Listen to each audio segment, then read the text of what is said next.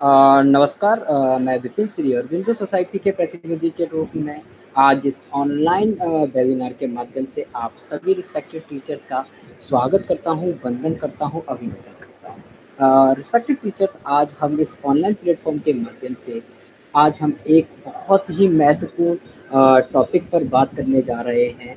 हमारी अभी जो नई शिक्षा नीति आई है, नेशनल एजुकेशन पॉलिसी 2020, इस पर आज हम आपसे बात कर रहे होंगे कि इसको जो हमारी नई शिक्षा नीति आई है, जब भी कोई प्रोग्राम आता है तो उसके पीछे उसका उद्देश्य क्या है, क्या क्या महत्वपूर्ण बिंदु हैं जिन पर हम नई शिक्षा नीति को ध्यान में रखते हुए बच्चों के लर्निंग आउटकम को प्राप्त कर पा रहे होंगे। तो चलिए रिस्पेक्टिव टीचर, हम जानते हैं कि ये नई शिक्षा नीति क्या है, इसके उद्देश्य क्या हैं, किन बिंदुओं पर चर्चा की गई है शिक्षा प्रणाली को और अधिक बेहतर बनाने के लिए, शिक्षा की गुणवत्ता को बढ़ाने के लिए। तो रिस्पेक्टिव टीचर्स, हम नई शिक्षा नीति पर बात करेंगे। उससे पहले हम जान लेते हैं हमारी नई शिक्षा नीति अभी तक जो भी हमारी राष्ट्रीय शिक्षा नीति आई हैं उन सबका किस प्रकार हमारे बीच में नई शिक्षा नीति आ पाई। तो सबसे पहले हम बात कर रहे हैं जो हमारी 1948 और 1949 के बीच में आई थी, विश्वविद्यालय शिक्षा आयोग। जैसे कि नाम से ही क्लियर है, ये विश्वविद्यालय के लिए एक शिक्षा आयोग बनाया गया। इसे दूसरी शिक्षा नीति की हम बात करेंगे, वो है 1952 से 53। एक माध्यमिक शिक्षा आयोग आया। नाम से ही क्लियर है, एक माध्यमिक शिक्षा के लिए, माध्यमिक शिक्षा प्रणाली के लिए एक शिक्षा आयोग का गठन किया गया 1952 से 1953। इसके बाद डॉक्टर DS कोठारी के अधीन एक शिक्षा आयोग का गठन किया गया सन 1964 से 1966 में। इसके बाद हमारी पहली जो शिक्षा नीति थी, राष्ट्रीय शिक्षा नीति, वो सन 1968 में हमें प्राप्त हुई और 42वें संविधान के संशोधन में और 1976 की समवर्ती सूची में शिक्षा को शामिल किया गया। दूसरी राष्ट्रीय शिक्षा नीति हमारी सन 1986 में हमें प्राप्त हुई और इसी 1986 की जो शिक्षा नीति प्राप्त हुई थी उसमें कुछ संशोधन किया गया और संशोधन किया गया NEP में 1952 में। इसमें कुछ बिंदुओं पर संशोधन कर कुछ बिंदुओं को इसमें प्रस्तुत किया गया था।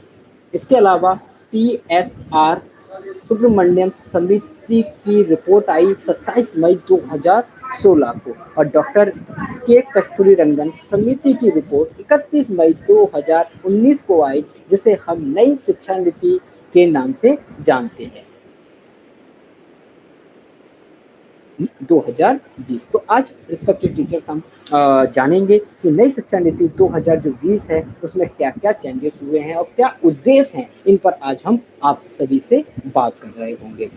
तो रिस्पेक्टिव टीचर्स, जैसे मैंने आप सभी से कहा कि जब भी कोई प्रोग्राम बनाया जाता है तो उस प्रोग्राम के पीछे कोई ना कोई उद्देश्य होता है और इस उद्देश्य को आज हम जानेंगे कि क्या जरूरी है इसमें जो हमें देखना है। तो रिस्पेक्टेड टीचर, जैसे कि आप देख पा रहे हैं स्क्रीन पर कि नई जो शिक्षा नीति है, आज का जो समय है वो 21वीं शताब्दी का समय है। 21वीं सदी के को ध्यान में रखते हुए और आज का समय काफ़ी कुछ बदल गया है, इसी को ध्यान में रखते हुए शिक्षा प्रणाली में बदलाव के साथ साथ बच्चों का जो दृष्टिकोण भी बदल गया है, उसके आधार पर स्कूल और कॉलेज के शिक्षा को और अधिक कैसे लचीला बनाया जा सकता है, समग्र किया जा सकता है और बहुविषयक बनाकर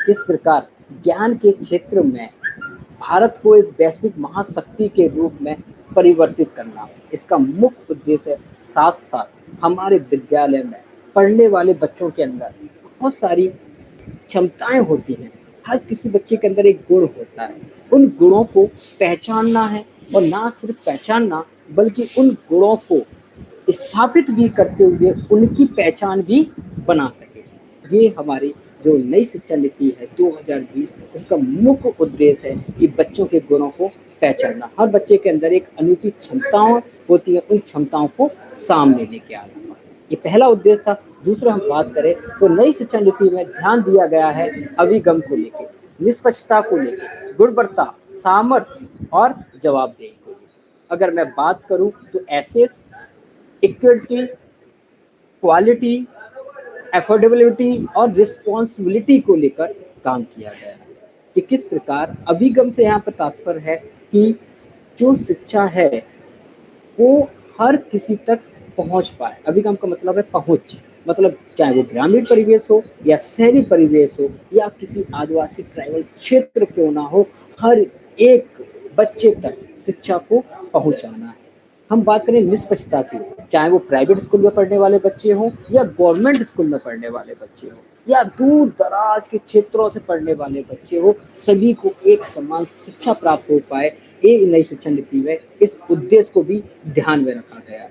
गुणवत्ता, सभी बच्चों को एक समान गुणवत्ता युक्त शिक्षण प्रदान बच्चों को किया जा सके, इससे कि बच्चों के बीच में एक गुणवत्तापूर्ण शिक्षा बच्चों तक पहुंच पाए।